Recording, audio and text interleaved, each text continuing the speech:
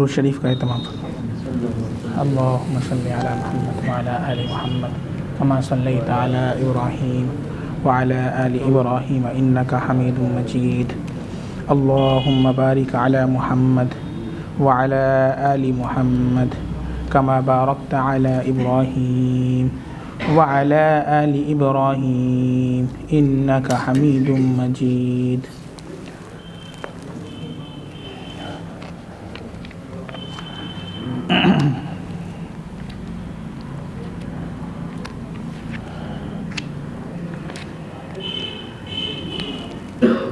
अऊज़ु बिल्लाहि मिनश शैतानिर रजीम। बिस्मिल्लाहिर रहमानिर रहीम। लिल्लाहि मा फिस समावाति व मा फिल अर्द व इन तुब्दू मा फी अनफुसिकुम औ तुख्फूहु युहासिबकुम बिहिल्लाह फ़यग़फ़िरु लिमन यशाअ व युअज़्ज़िबु मन यशाअ वल्लाहु अला कुल्लि शैइन क़दीर। आमनर रसूलु बिमा उन्ज़िला इलैहि मिर रब्बिहि वल मुअ्मिनून कुल्लुन आमन बिल्लाहि व मलाइकतिहि व कुतुबिहि व रुसुलिहि ला नुफ़र्रिक़ु बैन अहदिम मिर रुसुलिहि व क़ालू समिअना व अतअना ग़ुफ़रानक रब्बना व इलैकल मसीर। ला युकल्लिफ़ुल्लाहु नफ़्सन इल्ला वुस्अहा लहा मा कसबत व अलैहा मक्तसबत रब्बना ला तुआखिज़ना इन नसीना औ अख़्तअना रब्बना वला तहमिल अलैना इस्रन कमा हमलतहु अलल्लज़ीन मिन क़ब्लिना रब्बना वला तुहम्मिलना मा ला ताक़त लना बिहि वाअफ़ु अन्ना वग़फ़िर लना वरहमना अन्त मौलाना फ़ंसुरना अलल क़ौमिल काफ़िरीन। सदक़ल्लाहुल अज़ीम।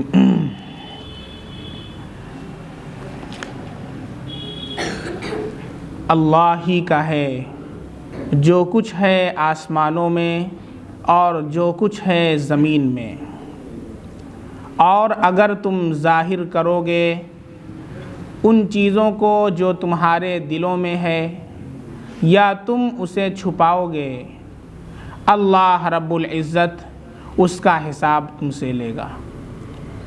फिर अल्लाह जिसे चाहेगा माफ़ कर देगा और जिसे चाहेगा अज़ाब देगा, और अल्लाह हर चीज़ पर क़ादिर है।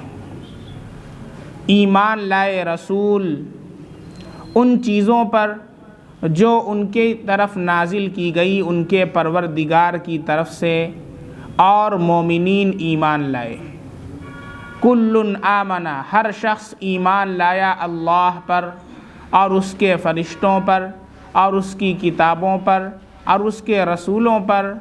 हम उसके रसूलों में से किसी के दरमियान तफरीक़ नहीं करते, और हम कहते हैं समिअना व अतअना, हमने सुन लिया और हमने मान लिया।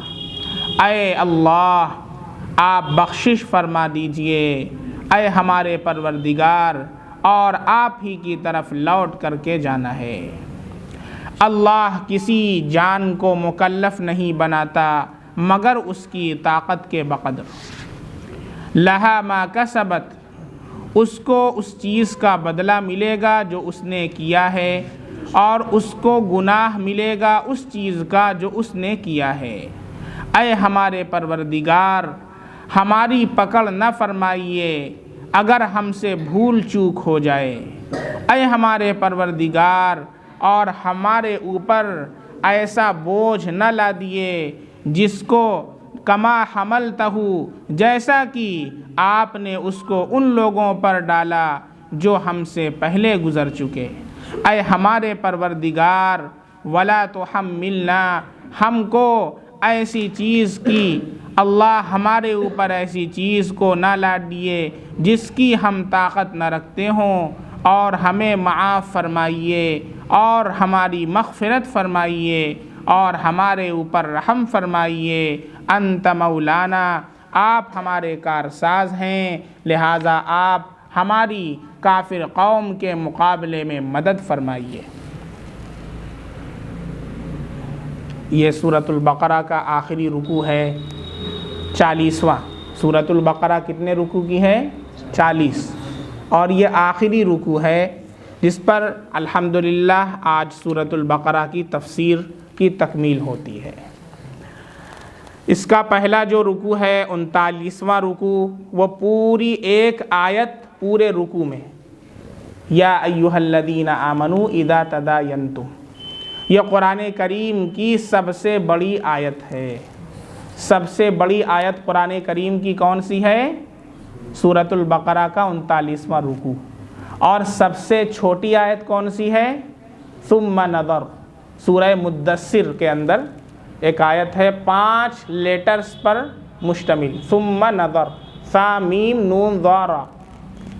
और सबसे बड़ी सूरत कौन है? सूरतुल बकरा। और सबसे छोटी सूरत सूरह कौसर। सूरह कौसर तो सबको याद है माशाअल्लाह, इन्ना आतैना कल कौसर। और सूरतुल बकरा किसको याद है? याद है, एक साहब हाथ उठा रहे हैं माशाअल्लाह, और हाफिज़ साहब भी तो बैठे हुए हैं। तो सूरतुल बकरा भी सबसे बड़ी सूरत है और सबसे बड़ी जो आयत है वो भी सूरह बकरा के अंदर है। तो इसके पहले जो 39वां रुकू बयान हुआ तफसीर में सब्ज़ी मंडी वाली मस्जिद में, उसका ख़ुलासा ये है कि इस रुकू के अंदर अल्लाह ताला ने मुआमलात के अहकाम बयान फरमाए कि जब इंसान किसी से मुआमलात करे, कुछ ले कुछ दे, कोई सामान ख़रीदे बेचे, तो ऐसे वक्त में अल्लाह फरमाते हैं अगर नकदी मामला ना हो, हमने कोई सामान किसी से लिया लेकिन पैसा हमारे पास नहीं है, हमने कहा कि हम बाद में पैसा दे देंगे, 1 दिन में, 2 दिन में, 3 दिन में, 4 दिन में, तो अल्लाह ताला फरमाते हैं उसे लिख लो। क्या कर लो? उसे लिख लो। कभी ऐसा होता है कि ना लिखो तो बाद में झगड़ा पैदा हो जाता है, दुकानदार अपना पैसे का तकाजा करता है और जो कस्टमर है वो कहता है मैंने तो दे दिया था। इस वजह से कोई कॉपी बना लें, कोई रजिस्टर बना लें जिसके ऊपर नाम के साथ, तारीख़ के साथ लिख लिया करें कि फ़लाँ तारीख़ में इतने का सामान दिया है और इतना पैसा उधार उनके यहाँ बाकी है। और फिर अल्लाह फरमाते हैं 2 लोगों को इस पर गवाह भी बना लो। कभी ऐसा होता है कि लिखे हुए का कोई इनकार भी कर दे कि भाई तुमने लिख दिया, हमने तो दिया था, तुमने नहीं लिखा, तो 2 गवाह रहेंगे तो उसके ऊपर गवाही पेश करेंगे। फिर गवाह की सिफत फरमाई कि गवाह मर्दों में से 2 होने चाहिए। कितने लोग? 2। और अगर औरत है तो 1 मर्द की जगह 2 औरतें होंगी और 1 मर्द होगा। इसलिए अल्लाह फरमाते हैं कि अगर एक औरत भूल जाए तो दूसरी उसे याद दिला दे, क्योंकि औरतों में भूलने की आदत होती है, निस्यान की आदत होती है। औरतें बहुत जल्दी से सारी बातें भूल जाती हैं। इसलिए गवाही के मामले में 2 औरतों को अल्लाह ने कहा 1 मर्द के कायम मकाम है। लेकिन अब कोई कहे दोनों मर्द की जगह 4 औरतें लेते आए, इसकी इजाज़त नहीं है। मर्द का रहना ज़रूरी है।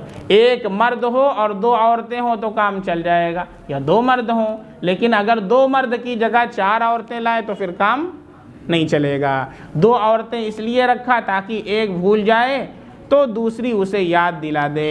अंतगिल्ला इहदाहुमा फतुज़क्किरा इहदाहुमल उखरा। फिर अल्लाह ने फरमाया गवाह जिसे बनाया जाता है, जब उन्हें गवाही के लिए बुलाया जाए तो वो इनकार न करें। बहुत से लोग होते हैं जब मौका आता है गवाही का तो फिर ऐसे मौके पर गवाही के लिए तैयार नहीं होते हैं, इनकार करते हैं। या जब गवाह बनाने के लिए बुलाया जाए तो उस वक्त भी इनकार न करें। वला याबा शुहदाउ इदा मा दुउ, जब बुलाया जाए कि गवाह बन जाओ तो इनकार न करें। वला तसअमु अन तक्तबूहु सगीरन औ कबीरन इला अजली ज़ालिकुम अक़सतु इंदल्लाह, ये अल्लाह के नज़दीक सबसे ज़्यादा इंसाफ वाला और शहादत को कायम करने वाला है।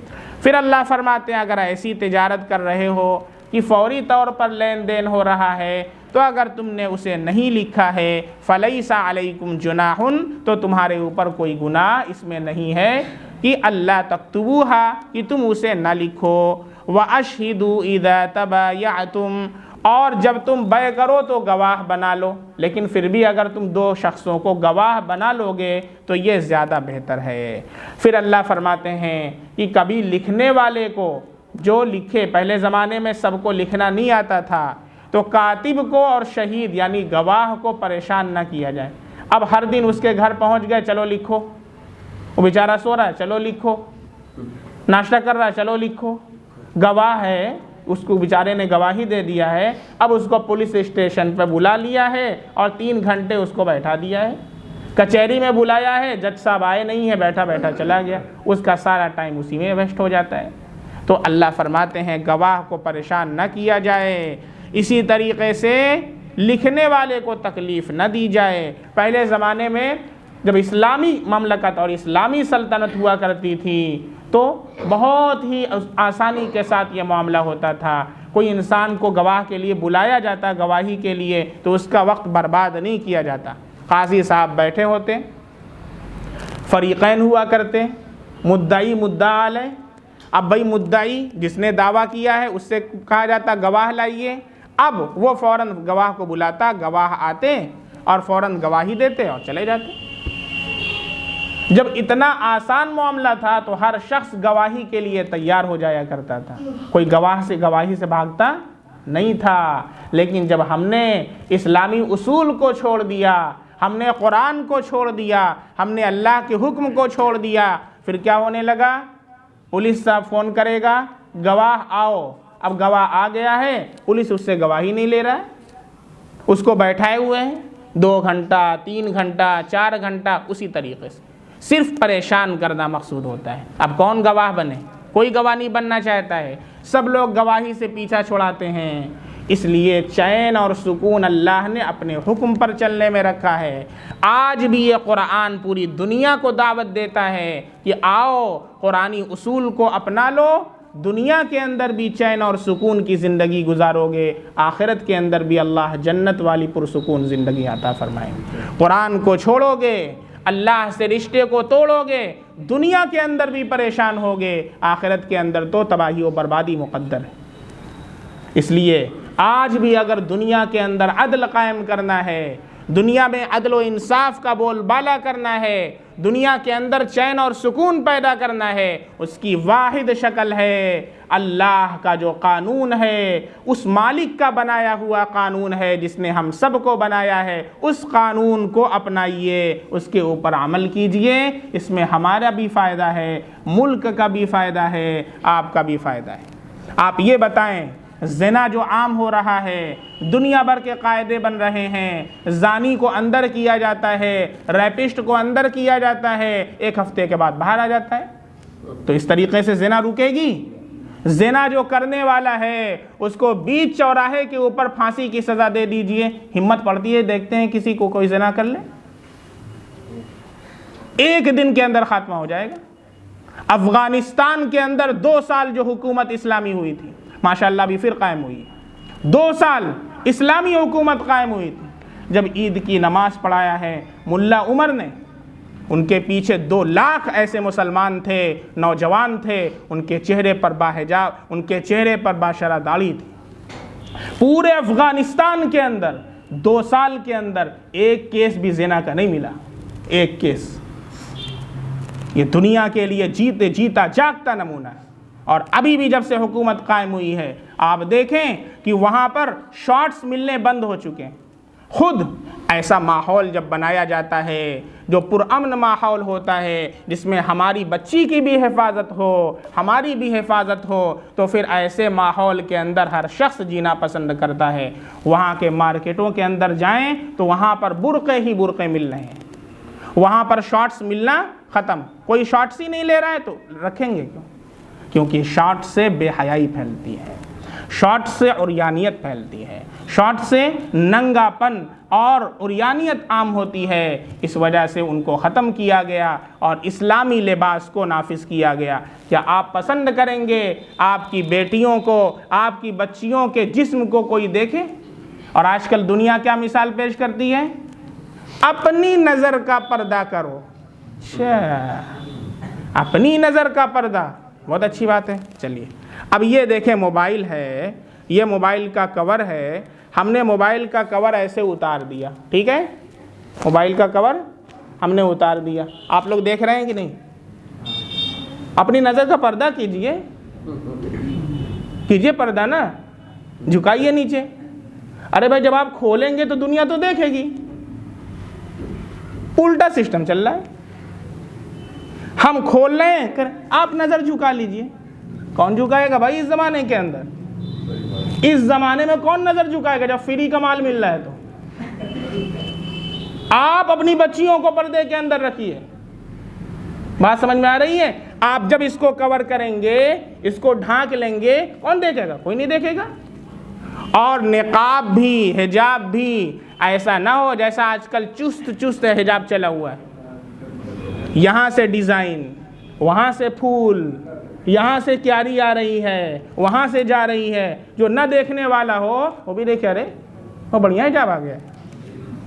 वो हिजाब नहीं है, वो हिजाब के नाम पर लोगों को दावत देने वाला एक कपड़ा है। ऐसा हिजाब पहनना भी दुरुस्त नहीं है। हिजाब का मतलब क्या होता है? हिजाब का मतलब होता है पर्दा, ताकि नामहरम की निगाह न पड़े, कोई आपकी तरफ न देखे। और जब आप ऐसा लिबास पहन रही हैं, ऐसा हिजाब पहन रही हैं कि जो लोगों को बुलाए, लोगों को दावत दे, तो उसका मकसद ही फौत हो गया। हदीस के अंदर आता है, जो औरत बाज़ार में इसलिए निकले, खुशबू लगाए ताकि गैर मर्द को अपनी तरफ मुतवज्जे करे, अपनी तरफ माइल करे, कल क़यामत के दिन जन्नत की खुशबू भी नहीं सूंघ पाएगी।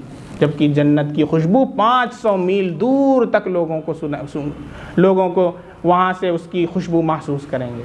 लेकिन ऐसी औरत जन्नत की खुशबू नहीं सूंघेगी, जो इस वजह से बाहर निकले ताकि मर्द को अपनी तरफ माइल करती है। आज कितनी औरतें हैं, बाज़ारों में जाना होता है, घंटों मेकअप करती हैं, घंटों लाली लगा रही हैं, लिपस्टिक लगा रही हैं। जायज़ नहीं है। औरत अपने शौहर के लिए ज़ीनत कर सकती है। आपकी शादी हो चुकी है, शौहर के लिए बनाओ सिंगार कीजिए, शौहर के लिए ज़ीनत कीजिए, शौहर के लिए बनिए सवनिए, आपको सवाब मिलेगा। लेकिन आजकल मामला उल्टा हो गया है, शौहर के लिए ज़ेबो ज़ीनत नहीं, ज़ेबो ज़ीनत नामहरम के लिए। ज़ेबो ज़ीनत आज चलना है अकबर पैलेस में है, और ऊपर से देखना है ताकि नीचे से कोई देखे, तो जायज़ नहीं है। इस तरीक़े से लाली लगाना, लिपस्टिक लगाना, गैर मर्द के लिए ज़ीनत करना हराम और नाजायज़ है। मसला सुन लें, बात समझ में आ रही है? इस्लामी सल्तनत, इस्लामी ममलकत का क़याम होता है तो ये सारे जरासीम जो छोटे छोटे हैं ये खुद ब खुद मर जाते हैं। अदल का बोलबाला होता है, इंसाफ का बोलबाला होता है। किसी मर्द के अंदर ये हिम्मत नहीं है कि किसी औरत की तरफ निगाह उठा करके देख सके। ये इस्लामी सल्तनत है, ये इस्लामी हुकूमत है। इंशाअल्लाह हज़रत ईसा अलैहिस्सलाम आवेंगे, 40 साल पूरे आलम के अंदर इस्लामी हुकूमत होगी। आप भी देखेंगे, देखिएगा अगर आपकी ज़िंदगी में आ गए। और दज्जाल जो आवेगा, दज्जाल तो ख़ात्मा करेगा, दज्जाल तो लोगों को मारेगा, वो तबाही फैलाएगा, वो बर्बादी फैलाएगा, वो लोगों को कहेगा कि मुझे मान लो, मैं तुम्हारा खुदा हूँ, मैं तुम्हारा अल्लाह हूँ। ये दज्जाल की भी आमद करीब है। अलामात जो सगीरा हैं वो पाई जा चुकी हैं, अलामात कबीरा का पाया जाना बाकी है। और ये जो साल चल रहे हैं 23, 24, 25, ये बहुत अहम साल है। कई एतबार से बहुत अहम साल हैं ये।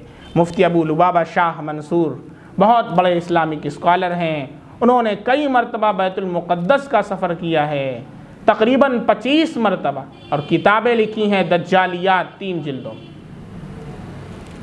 मस्जिद अक़सा, बैतुल मुक़द्दस, यही टॉपिक ही है। उसके अंदर उन्होंने साबित किया है ये 23, 24, 25 के जो साल हैं ये बड़े इनक़लाबी साल हैं। अगर आप देखें तुर्की का मुआहदा भी इसमें ख़त्म होता है। इसी तरीक़े से इसराइल की जो रियासत कायम हुई है, इसराइल की जो रियासत कायम हुई है, उसके इतने साल के बाद जो भी मुद्दत मज़कूर है उसकी हलाकत और यकीनी और बर्बादी है। इस वजह से वो उसकी तकमील भी 25 के अंदर हो जा रही है। और बहुत से ऐसे क़राइन हैं कि जो इस बात की दावत देते हैं कि ये साल बहुत अहम है। इससे पहले हमें और आपको क्या करना है? हमें और आपको चौकन्ना रहना है। ईमान की, अफकार की, ईमानियात की जो जंग चल रही है, इसमें हमें अपने आप को और अपने बच्चों को बचाना है। ये इधर से उधर होने का ज़माना है। यहाँ के लोग उधर जा रहे हैं, उधर के लोग इधर आ रहे हैं। छटाई का दौर चल रहा है, आप देख रहे हैं, छटाई का दौर चल रहा है। कितने ऐसे दुनिया के अंदर लोग हैं जिन्हें हम नहीं जानते, लेकिन हमसे मजबूत ईमान वाले हैं। आप उन्हें नमाजों में नहीं देखते, लेकिन उनकी ईमानी जुरअत आप देखें। अभी गुज़श्ता कुछ दिनों का वाक़या है कि कुछ शरपसंदों ने एक बच्ची को घेरा और जय श्री राम के नारे लगाए। अब आप सोच सकते हैं, उस कॉलेज के अंदर दाखिला बंद है, कोई बच्ची नहीं आ सकती है, लेकिन उसकी ईमानी जुरात को मैं सलाम करता हूँ, उसकी ईमानी शुजाअत को मैं सलाम करता हूँ, उसकी ईमानी बहादुरी को मैं सलाम करता हूँ, जिसने ईमान के ताकत और क़ुव्वत की वजह से पहले तो गेट में एंट्री किया है, फिर उसके बाद जब लोग उसकी तरफ बढ़ते हैं और उसको डराने की और उसको छेड़ने की और उसको तकलीफ़ पहुंचाने की कोशिश करते हैं, तो ऐसे मौके पर उसने भागा नहीं, ऐसे मौके पर उसने उनसे पीछा नहीं छुड़ाया, बल्कि अल्लाहु अकबर, अल्लाहु अकबर, अल्लाहु अकबर का नारा बुलंद किया है। ये एक ज़ोरदार तमाचा है इन सारे नामर्दों के ऊपर कि जो 40 और 50 का झुंड लेकर के एक मुसलमान लड़की को परेशान करने के लिए जय श्री राम का नारा लगाते हैं। मैं तो नहीं जानता ऐसे किसी राम को जिन्होंने ये तालीम दी हो, मैं तो नहीं जानता किसी ऐसे लक्ष्मण को जिन्होंने ये तालीम दी हो। होगा वो दीन तुम्हारा कि जिसके अंदर ये सिखाया जाता हो कि भगवा धारी पहन करके बच्ची को परेशान करो, 40-50 का झुंड हो करके जय श्री राम का नारा लगा करके किसी मुसलमान बच्ची के हिजाब के ऊपर एतराज़ करो, फिर तो तुमको लक्ष्मण जी पर एतराज़ करना चाहिए। जब वनवास से वापस आए राम और लक्ष्मण अपनी सीता जी को लेकर के, तो लक्ष्मण जी से कहा गया कि माला पहनाइए अपनी भाभी को, तो इनको पता ही नहीं, लक्ष्मण जी खड़े हुए हैं, वहाँ बहुत सी औरतें हैं। अरे भाई पहनाइए। कहाँ कौन है सीता जी, कौन है? अरे 14 साल वनवास में रहे, पता नहीं भाभी कौन है। ये लोग हमसे पर्दे का सवाल करते हैं।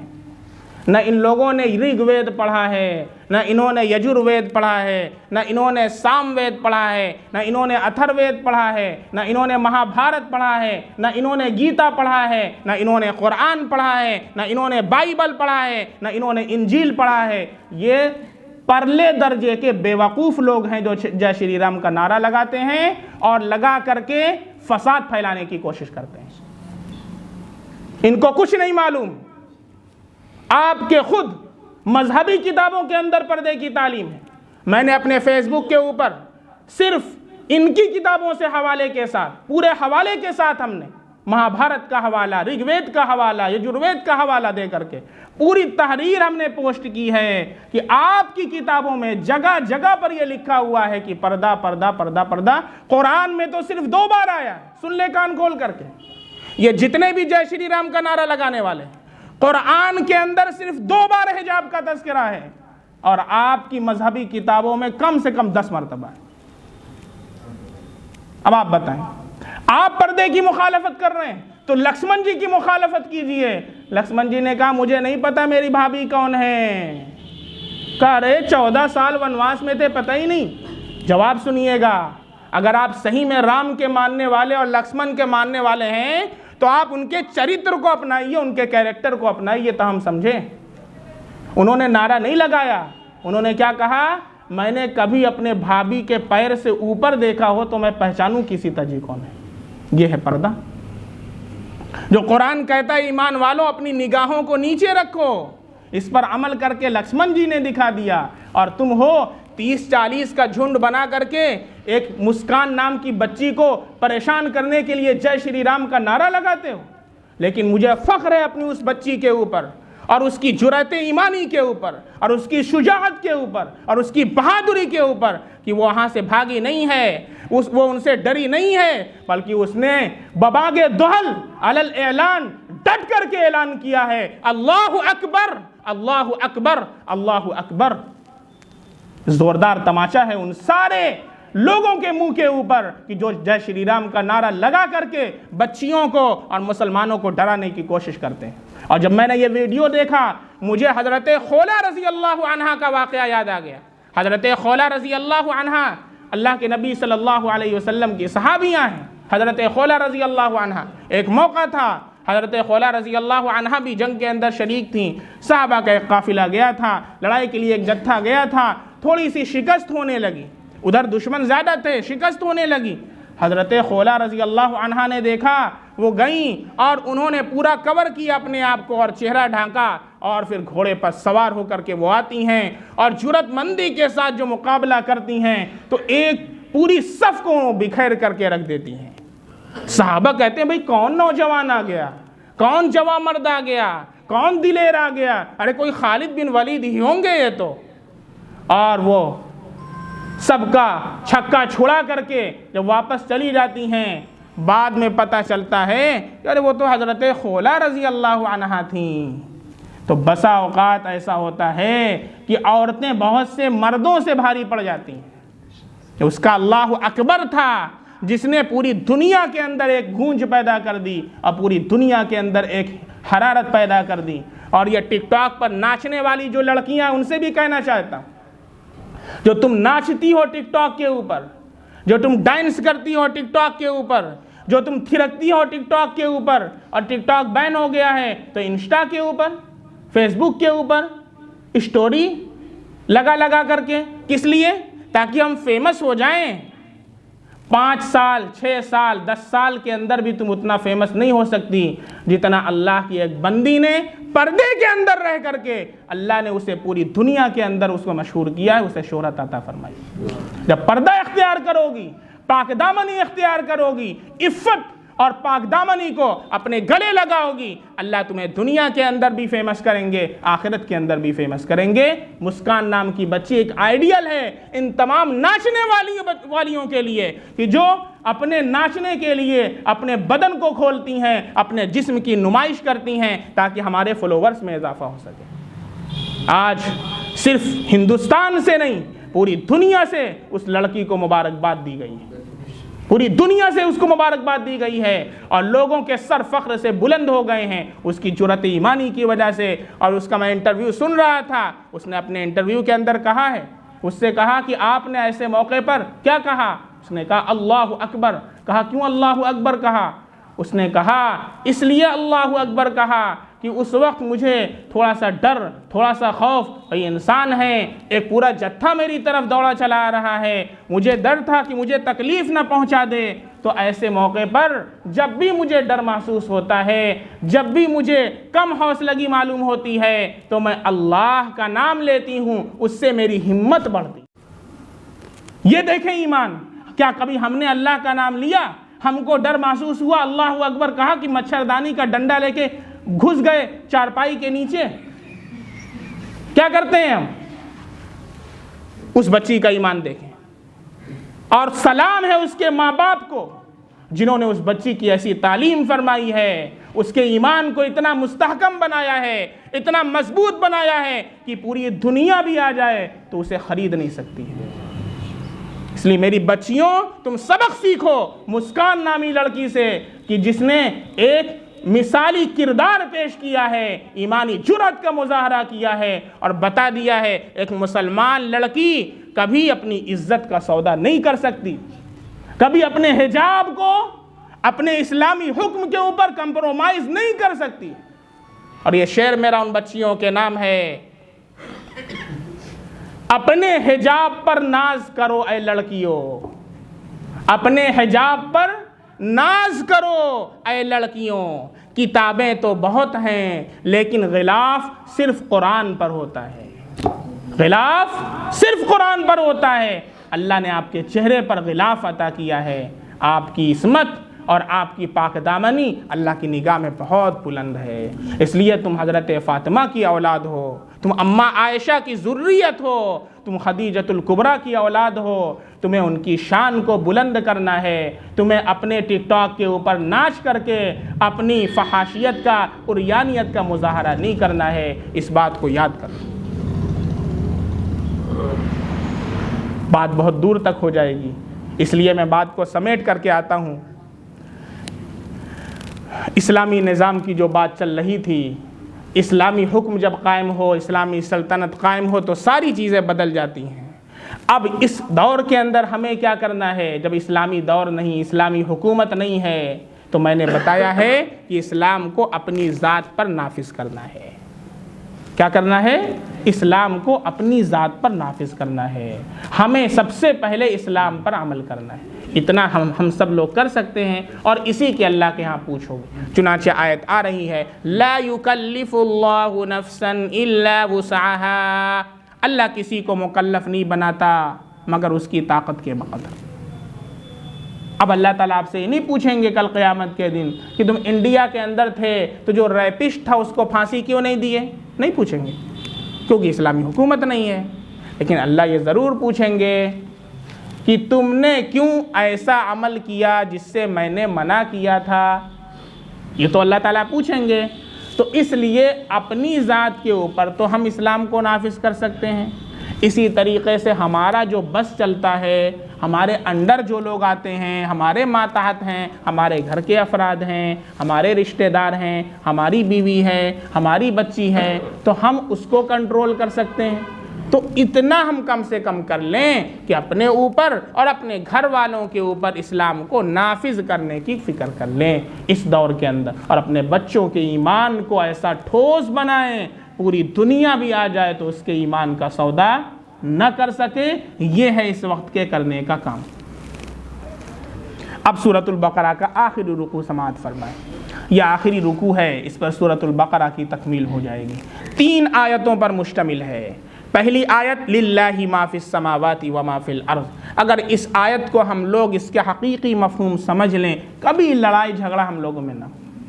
क्यों लड़ाई झगड़ा होता है? ये मेरा है, ज़मीन मेरी, भाई ने 1 इंच ले लिया है, अब निकल जाएगी बंदूक।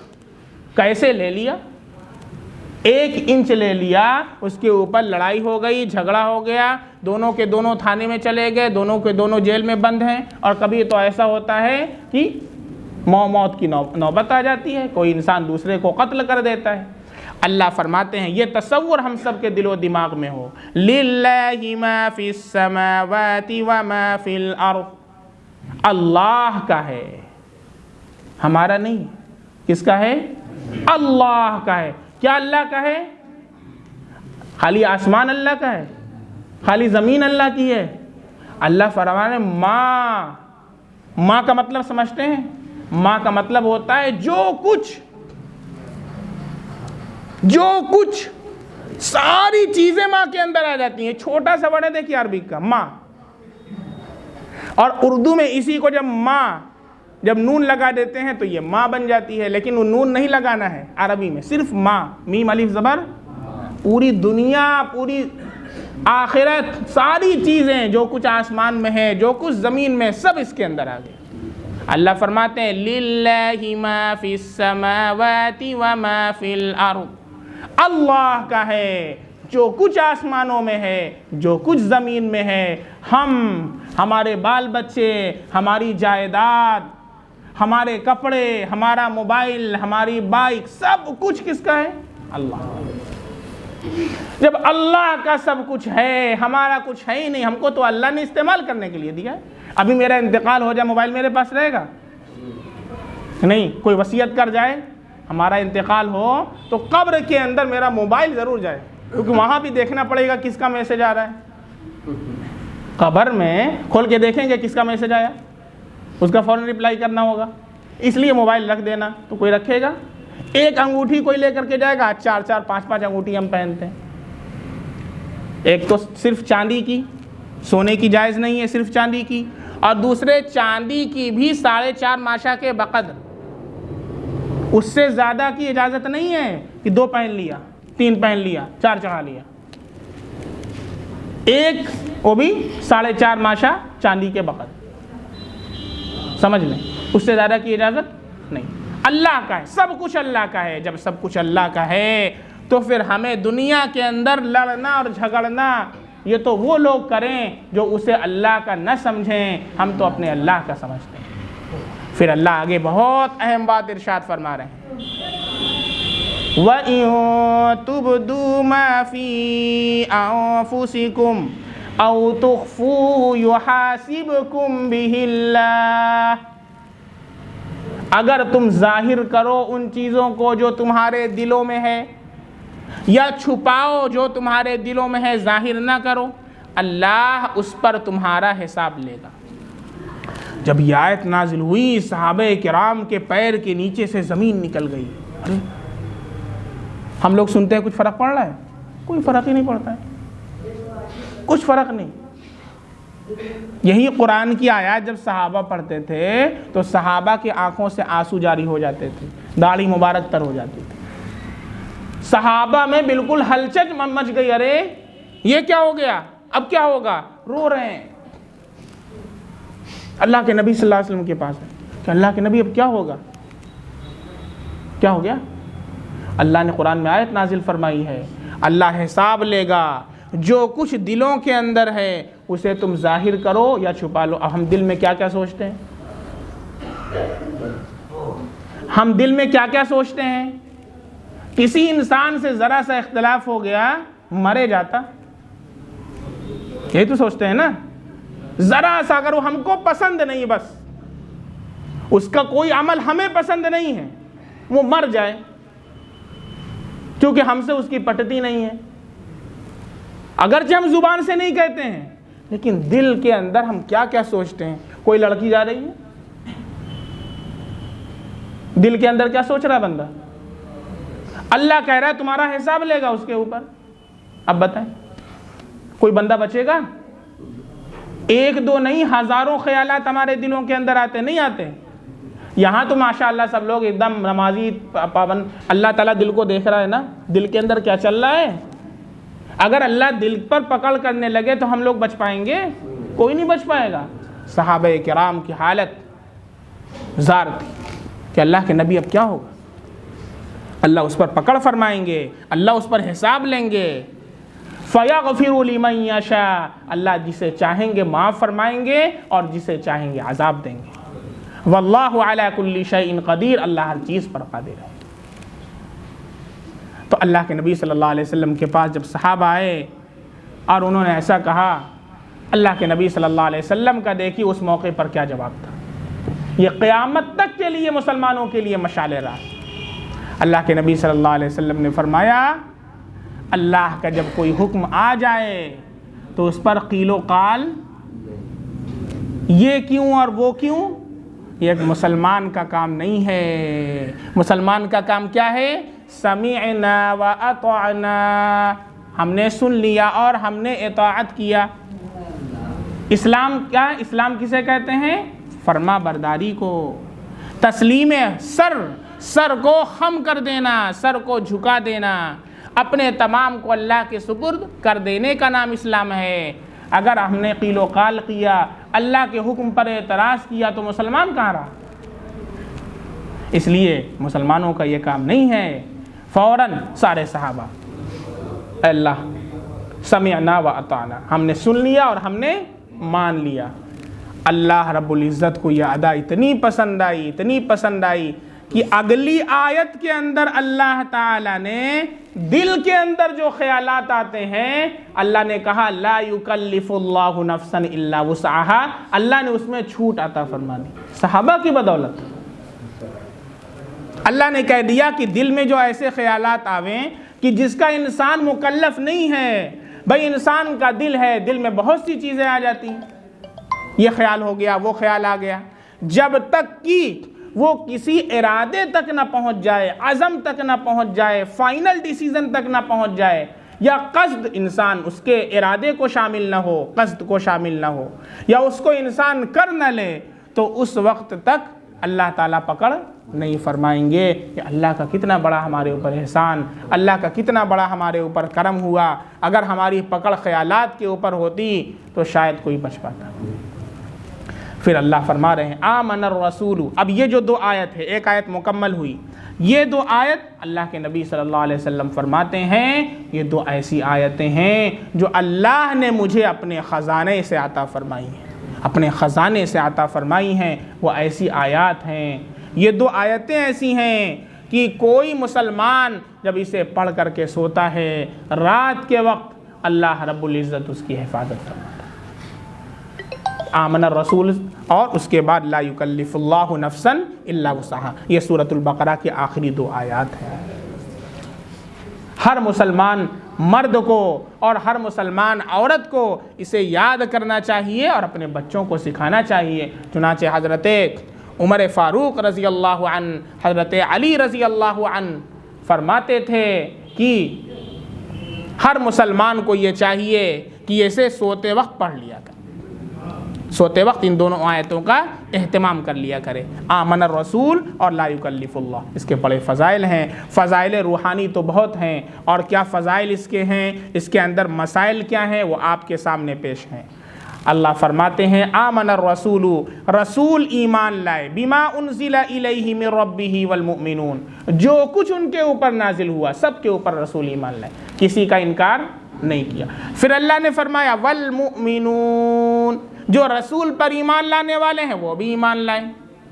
तो ऐसा क्यों नहीं कहा अल्लाह ने आमनर रसूलु वल मुमिनून, कि रसूल भी ईमान लाए और मोमिनीन भी ईमान लाए? अल्लाह ने ऐसा नहीं कहा। अल्लाह ने कहा रसूल ईमान लाए उस चीज़ पर जो उनके ऊपर नाजिल हुआ उनके परवरदिगार की तरफ से, फिर कहा वल मुमिनून, मोमिनीन ईमान लाए। ऐसा डिफरेंस क्यों है? बात समझ में आ रही है? रसूल के ईमान को अलग बयान किया, मोमिनीन के ईमान को अलग बयान किया। उसका जवाब सुनिए, क्योंकि रसूल का जो ईमान है वो मुशाहदा की वजह से, रसूल का ईमान मुशाहदा की वजह से है, हमारा ईमान रसूल के मुशाहदा की वजह से। बहुत बारीकी है। रसूल का ईमान अल्लाह के मुशाहदा की वजह से, हमारा ईमान अल्लाह के नबी सल्लल्लाहु अलैहि वसल्लम के मुशाहदा की वजह से। क्योंकि हमने अपने नबी के ऊपर ट्रस्ट किया, हमारे नबी कभी झूठ नहीं बोल सकते, हमारे नबी सादिक हैं, हमारे नबी अमीन हैं, जो कहते हैं कुरान कहता है इन हुआ इल्ला वहयुन यूहा, अल्लाह के नबी जो फरमाते हैं अल्लाह की तरफ से वही होता है। मा यंतिकु अनिल हवा, अपनी ख्वाहिश की बुनियाद पर कभी कुछ नहीं फरमाते। इसलिए अल्लाह के नबी जो फरमाते हैं अल्लाह की तरफ से वही होता है। अल्लाह के नबी ने कहा जन्नत है, समिअना व अतअना।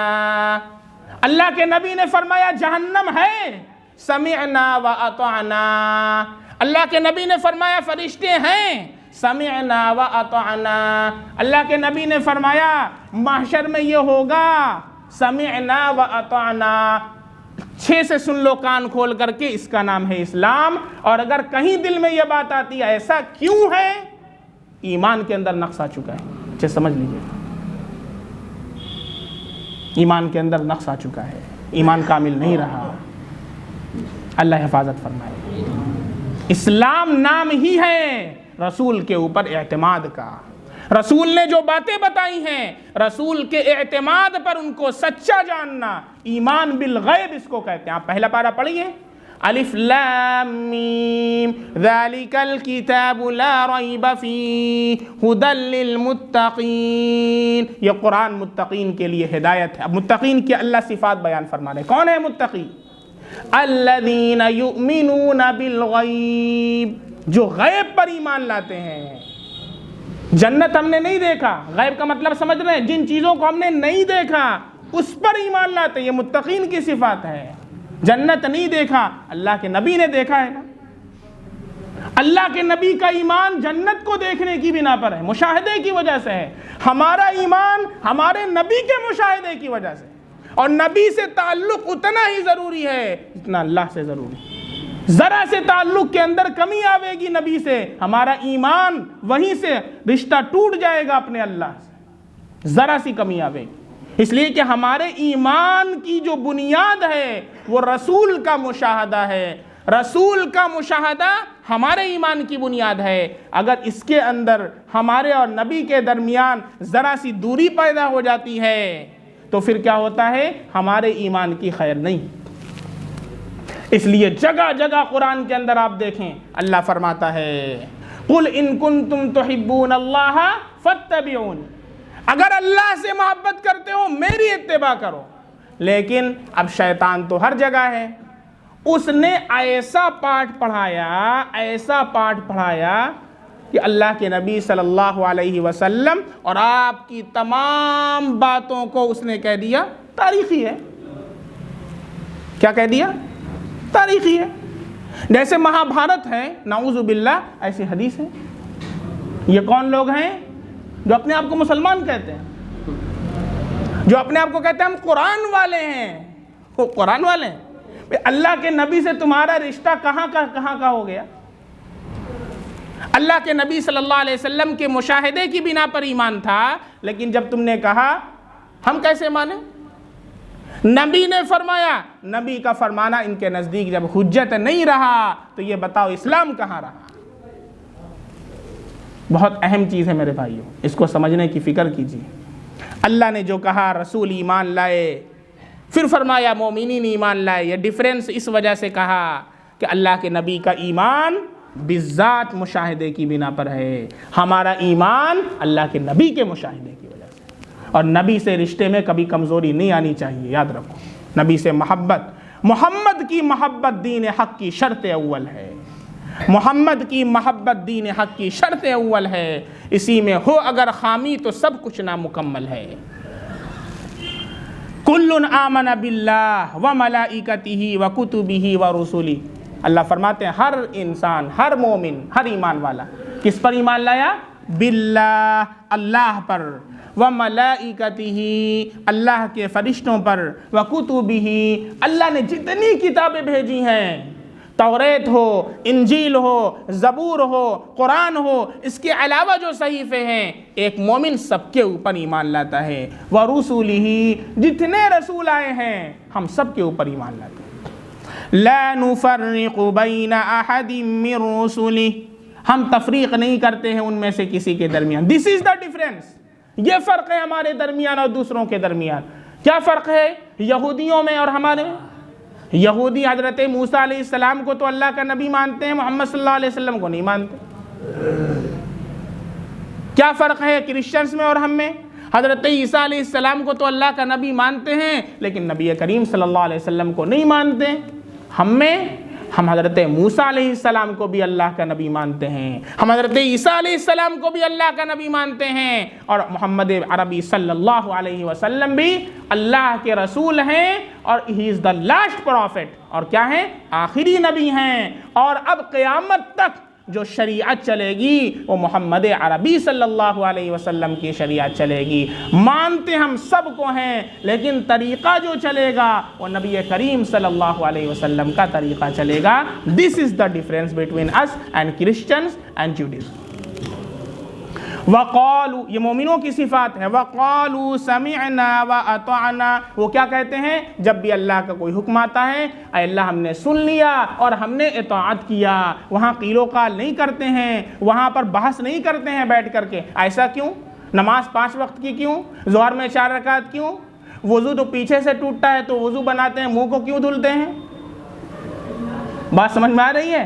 तो इसके ऊपर मेरी पूरी 1 घंटे की तकरीर है, वो जा करके देख लीजिए। इस तरह के जितने एतराज़ात जो दहरिया लोग करते हैं, एथीस्ट लोग करते हैं, जो यूट्यूब पर देख देख करके हमारे नौजवान अपने ईमान को ख़राब करते हैं, अल्लाह के वास्ते तुमसे कहता हूँ, जब तुम आग से अपनी हिफाजत नहीं कर सकते हो तो आग में मत जाओ। जब तुम आग से हिफाजत नहीं कर सकते हो तो आग में क्यों जाते हो?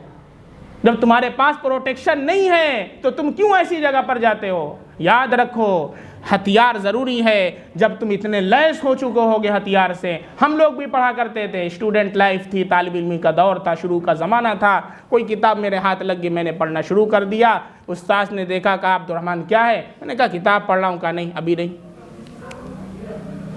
किताब पढ़ने से मना कर रहे हैं। अरे अभी वो दौर नहीं आया, अभी वो वक्त नहीं आया कि तुम इस किताब को समझो। अभी पढ़ोगे तो करीब है कि तुम गुमराह हो जाओ, तुम हक और बातिल में तमीज़ न कर सको। वक्त आवेगा, मैं खुद कहूँगा किताब पढ़ो। चुनांचे वक्त आया, अल्लाह के फजल से, अल्लाह के करम से तमाम मज़ाहिब की किताबें पढ़ी, हिंदुओं की, ईसाइयों की, क्रिश्चियंस की, जितने फ़िरक़े हैं, अहले कुरान हैं, अहले हदीस हैं, गैर मुक़ल्लिदीन हैं, और जितने भी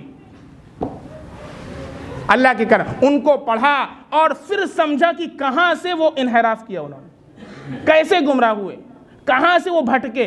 अब देखिए, रास्ता ये बॉम्बे का जा रहा है, ज़रा सा आप अगर यहाँ मुड़ जाएंगे तो बॉम्बे पहुँचते पहुँचते दिल्ली पहुँच जाएंगे, ज़रा सा मुड़ जाएंगे। क्योंकि इतने ही तो मुड़े, अरे इतने यहाँ मुड़े हैं जौनपुर में ना, अब बम्बई पहुँचते पहुँचते कहाँ पहुँचेंगे? इधर पहुँच जाएंगे। बात समझ में आ रही है? इसलिए इतना सा जो मुड़ना है, इन्हिराफ है, वही इंसान को ईमान से निकाल करके दूसरी तरफ पहुंचा देता है। इसलिए अल्लाह से हर नमाज के अंदर हम क्या दुआ करते हैं? इहदिनस सिरातल मुस्तकीम। ये सिराते मुस्तकीम है जो अहले हक का रास्ता है, जो सहाबा का रास्ता है, जो ताबईन का रास्ता है, जो तबे ताबईन का रास्ता है, जो औलिया अल्लाह का रास्ता है।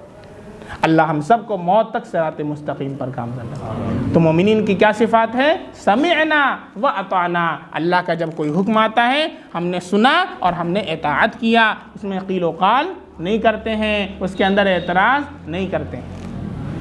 गुफ़रानक रब्बना व इलैकल मसीर। अपने परवरदिगार, ऐ हमारे परवरदिगार, आप मेरी बख्शिश फरमा दीजिए, मैं बड़ा गुनहगार हूँ, मुझे माफ़ कर दीजिए, आप ही की तरफ सबको लौट करके जाना है। उसके बाद की जो आयत है वो उसी का जवाब, जो सहाबे कराम परेशान हो गए थे कि दिलों में जो ख़यालात हैं, अगर उसके ऊपर अल्लाह हिसाब लेंगे तो हम में से कोई नहीं बचेगा।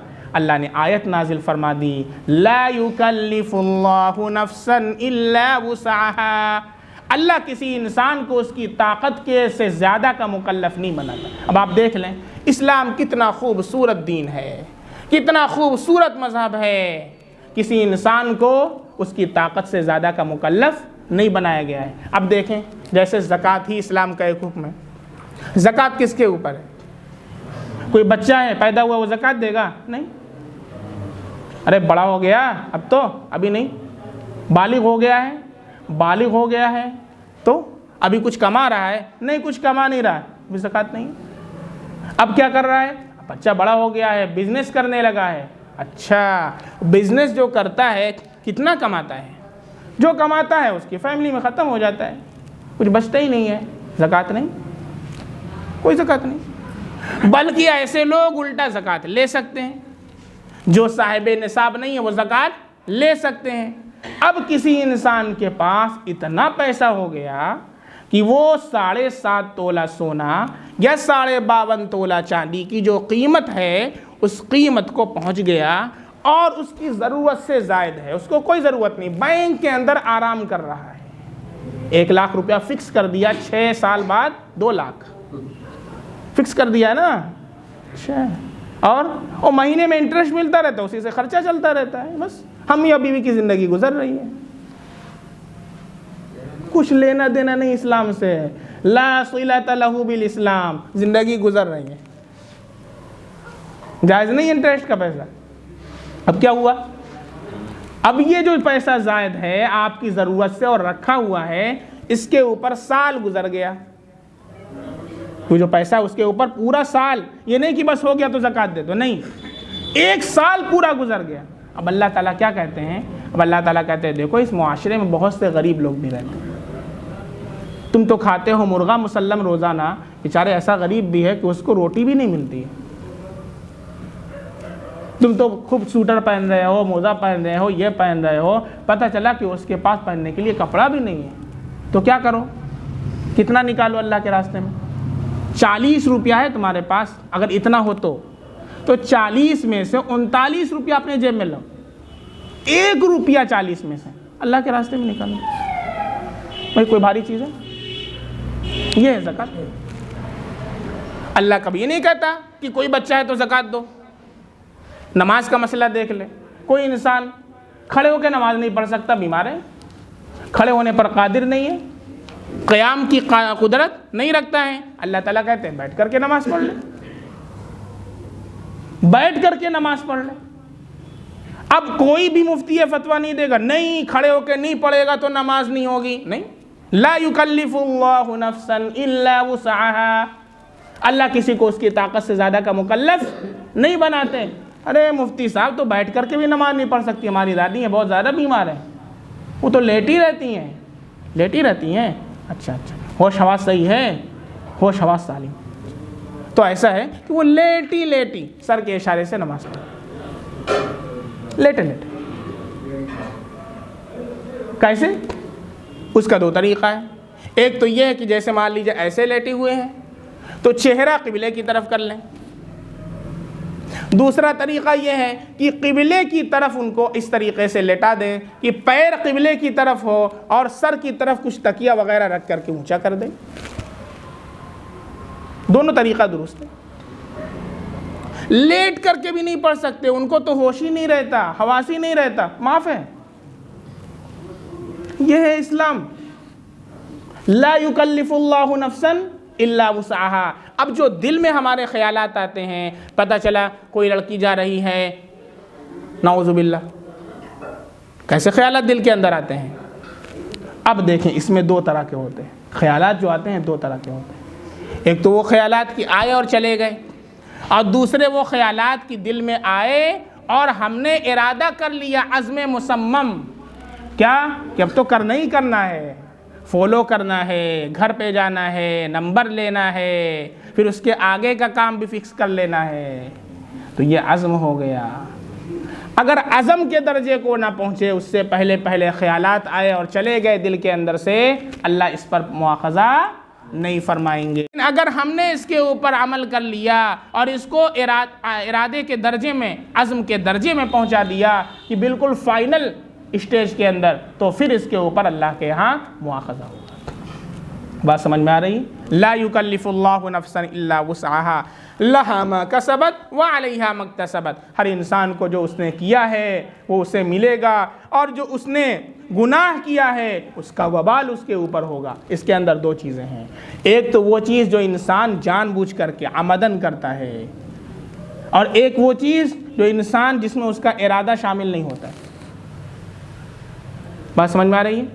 तो यहाँ पर क्या है, जो कसब का लफ्ज़ जो आता है वो इरादे के साथ करने के लिए आता है। जैसे इंसान ने जानबूझ करके कोई गलती किया, जानबूझ करके गुनाह किया, गलती से हो गया, तो अल्लाह ताला माफ़ फरमाए।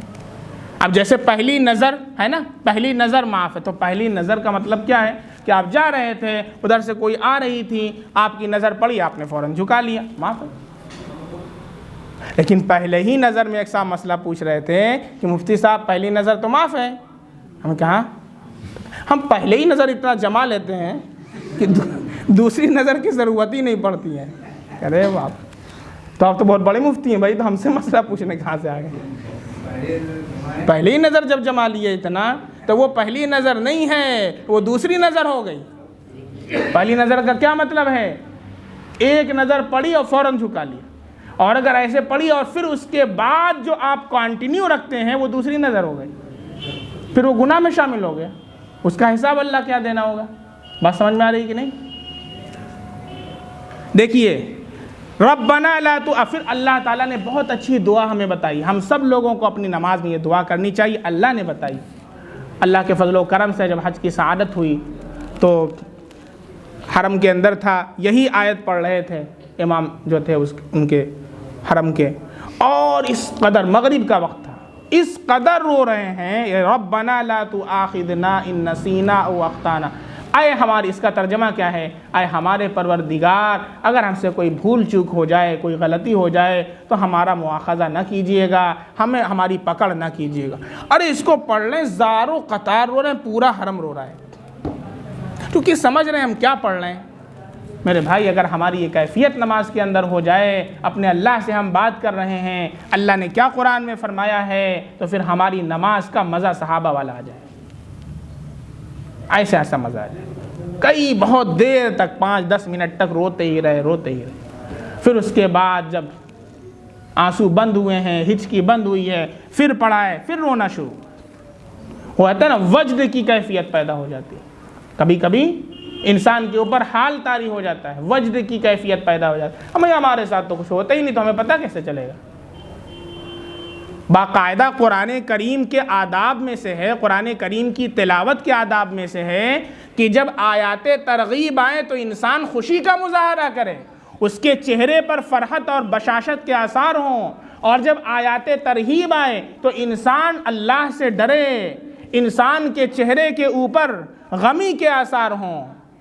आयाते तरगीब का मतलब जहाँ जन्नत का तस्करा हो, जन्नत की नहरों का तस्करा हो, जन्नत की हूरों का तस्करा हो, अल्लाह के इनामात का तस्करा हो, तो वहाँ इंसान दिल के अंदर खुश हो, बशाशत के आसार, खुशी के आसार उसके चेहरे पर ज़ाहिर हो। और जहाँ पर जहन्नम का तस्करा हो, अल्लाह के अज़ाब का तस्करा हो, वहाँ पर इंसान डरे, अल्लाह से तौबा इस्तिग़फ़ार करे।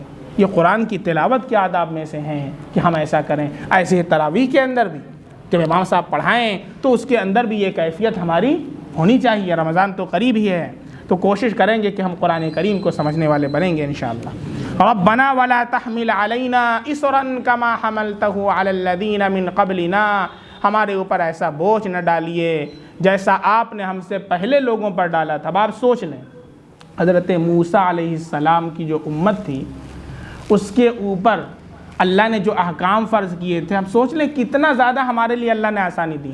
मान लीजिए ये कपड़ा है हमारा, इसके ऊपर नजासत लग गई, आप गए इस्तिंजा करने के लिए, यहाँ पर ज़रा सा इस्तिंजा का कतरा लग गया, या आप घर में हैं, बच्चा है, बच्चे का थोड़ा सा लग गया। अब इसको धुलने से ये पाक नहीं होगा, या तो इसको आप जला दीजिए या तो इसको काट करके फेंक दीजिए, तब जाके नमाज पढ़ सकते हैं। ये किसका हुक्म था? हज़रत मूसा अलैहिस्सलाम की उम्मत। सोचें, अल्लाह ने मेरे नबी के सदक़े में कितनी आसानी फरमाई मेरे भाई। जलाने और काटने की कोई ज़रूरत नहीं है। अल्लाह फरमाते हैं नजासत लग गई है, 3 मरतबा धिल दो, 3 मरतबा निचोड़ दो, कपड़ा पाक हो जाता है। उसी कपड़ों को फिर हम पहन सकते हैं। कितनी आसानी अल्लाह ने हमारे लिए फरमाई।